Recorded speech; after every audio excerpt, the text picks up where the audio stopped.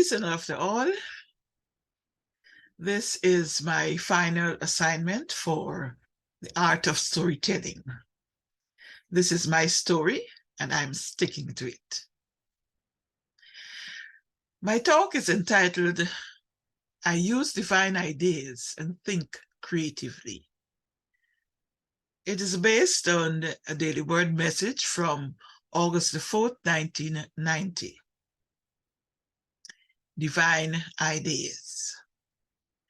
God is the source of divine ideas. Divine ideas may come to our attention through many channels. The Bible, a book, a conversation, a thought, or a prayer. We use the creative power of imagination to mold divine ideas to fit our circumstances. And this is absolutely true. Now, I have two scripture passages. The first one is from Hebrews chapter 3, verse 4. And it says, "For every house is built by someone, but he who built all things is God." And the second verse is taken from Nehemiah chapter 4, verse 6. "So we built the wall, and all the wall was joined together unto half the height thereof, for the people had a mind to work." Metaphysics. I'm looking at the metaphysical meaning of the name Nehemiah and what it means to us, what it represents for us. Nehemiah represents the faithful, persistent one within us that believes in divine possibility. He also represents boldness and courage that inspires us to keep on keeping on, to do better things, greater things.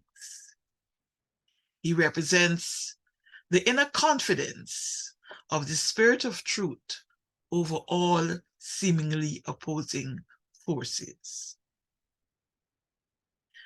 And now for my story. 40 years ago, on the 3rd day of January 1983, I was called to ministry during a prayer session. I received the idea to start a prayer group in my home. And 1 month later, that group started. It evolved into a center known as Heaven is Here Unity Center. I chose that name from reading Lowell Fillmore's book, Prayer Way to Health, Wealth, and Happiness. In the first chapter of that book, he explained that the kingdom of heaven does not come by observation, but it must be incorporated into our lives by actual practice and work. And I thought about that explanation. This is what I wanted our center. This is what I wanted to focus on, helping people to build the Heaven is Here consciousness through applying the principles taught in this book, shared in this book. Lowell explained that heaven is here, or heaven is a state of consciousness. And this is what we are working towards on a daily basis. When you have that understanding, this is what you're working towards. And it begins with creative thinking. How we think about something is more important than the thing itself. For example, if we have someone with a challenging personality to deal with, and we keep criticizing and condemning that individual, the situation will only get worse. The relationship will only get worse. And life can be like hell right here on earth. On the other hand, if we look for the good traits in the individual, dwell on them, if we bless, forgive, and love the individual, if we persist in doing this until we believe in what we are saying and doing, the situation will eventually change. And it would be like living in heaven right here and right now. I prove this. I once had a challenging supervisor to deal with. And this was my practice. I was very intimidated by her. Every morning before I went down to work, I stood in front of my mirror. I looked into my eyes and I used the denial statement. There is nothing for me to fear. Then I would call her name. I love you. I bless you. I behold the Christ in you. I see good in you. Now, I'm not going to tell you that changes took place overnight, because at first, when I started using the statements, I really did not believe in what I was saying. The situation was very challenging and it was not something easy to do. Of course, you look at the appearance, you judge from the appearance. But then I found that as I continued to use the statements, gradually little changes took place. And then I did something that many of us do.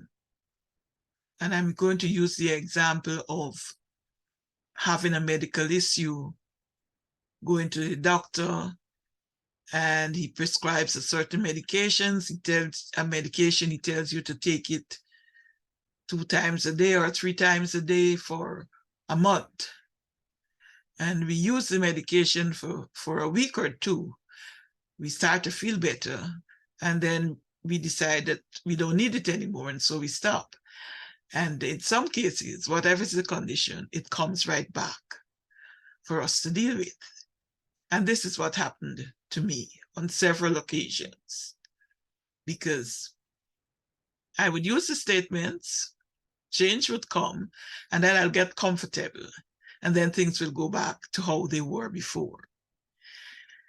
Now, that relationship took about 7 years before healing took place. And throughout the process, I grew into the understanding that she was there for my spiritual development, because I had all sorts of challenges. I dealt with all sorts of situations with that relationship, but I overcame them one after the other by using different prayers, by using denial and affirmative statements, by focusing on the 91st Psalm and the 46th Psalm. Those were the prayers that I used throughout that period. At the end of it all,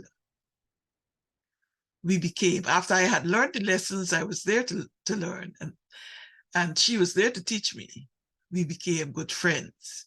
It was amazing that we were such good friends that whenever she saw me coming down the road, she would wait for me and we will walk down the road together, chatting until we got to our destinations. Using divine ideas and thinking creatively can change any situation. Going back to the Daily Word message, it says, divine ideas form the basis for everything in the world. The choice of whether and how well we follow through with these ideas, with the ideas we receive, depends on us entirely. We can help to create healthy, whole, and prosperous lives. God gives us ideas freely, and we put them to use, to creative use. When I worked as a district midwife, I became familiar with the difficulties and struggles of single parents, single mothers, underprivileged young people, and even senior citizens. Prior to my receiving the call to begin a prayer ministry, several members of the community approached me for counsel for matters not related to health issues. I felt that they needed Unity's teachings to help them deal with the challenges in their lives. After the group started, some of these people attended meetings, and a few of them began putting the teaching into practice.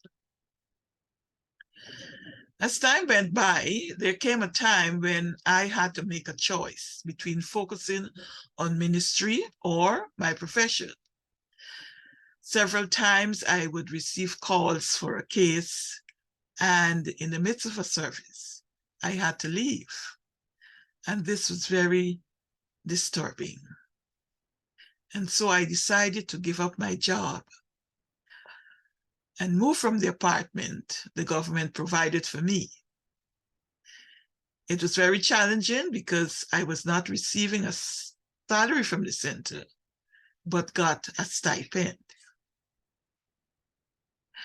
As I became more involved in the general affairs of the movement, I began to think about different ideas which could be used to bring in an income to help the ministry. I came from a family who were entrepreneurs and who created successful businesses. And so I thought about what we can do as an organization to generate income. The ideas that came to me were creating a bakery and a catering business with a food truck. But we did not have a building from which to operate, neither did we have the capital to start such a business. As time went by, I began to think about how to generate funds to assist in paying ministers, sustaining properties, and expanding the ministry. Ministers are not paid a salary in my country. Eventually, the idea came about having an apartment building. And I know that this would generate income for the support of our ministries. When I did the first course on urban ministry and learned about the work Father Boyle was doing with underprivileged youths, I became very excited. For one, I was always nervous about sharing the ideas that I had for ministry with the wider Unity community because I didn't know how it would be received. Then, when I did urban strategies and planning, I learned that what I had in mind was what urban ministry is all about. Recent insights revealed that what I need to create is an urban ministry. I am reminded here of Unity's third principle, which states, human beings create their experiences by the activity of their thinking. Everything in the manifest realm has its beginning in thought. Reverend Ellen Davenport states, we are made in the image and likeness of God. And God is, if anything, a creator, the intelligence behind all that we know.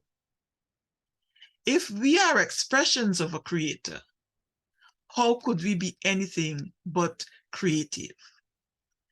Not just creative in the sense of art and inventions, but creators of life as we know it. I often wondered why it has taken me so long to be trained as a Unity minister. Now I know that our founder, Reverend Dr. Ruth Mosley, had to create and establish Unity Urban Ministerial School. I had to be introduced by it by my minister, Reverend Jackson. And so here I stand. When I reflect on where I've come from, where I am now, and where I'm going, I know that there could have been no other way for me to get to where I am. And this reminds me of the poem No Other Way, written by Martha Smock. This poem has inspired me over the years, and it resonates with me right now. Could we but see the pattern of our days, we should discern how devious were the ways by which we came to this, the present time, this place in life. And we should see the climb our soul has made up through the years. We should forget the hurts, the wanderings, the fears, the wastelands of our life, and know that we could come no other way or grow into our good without these steps our feet found hard to take, our faith found hard to meet. The road of life winds on, and we like travelers go from turn to turn until we come to know the truth that life is endless and that we forever are inhabitants of eternity. As we reflect on our life's journey,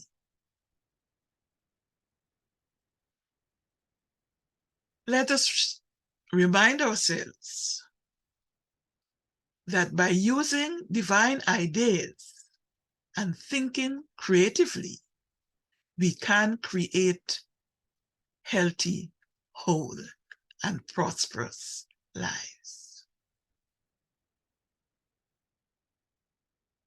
Peace, many blessings, and thank you for listening.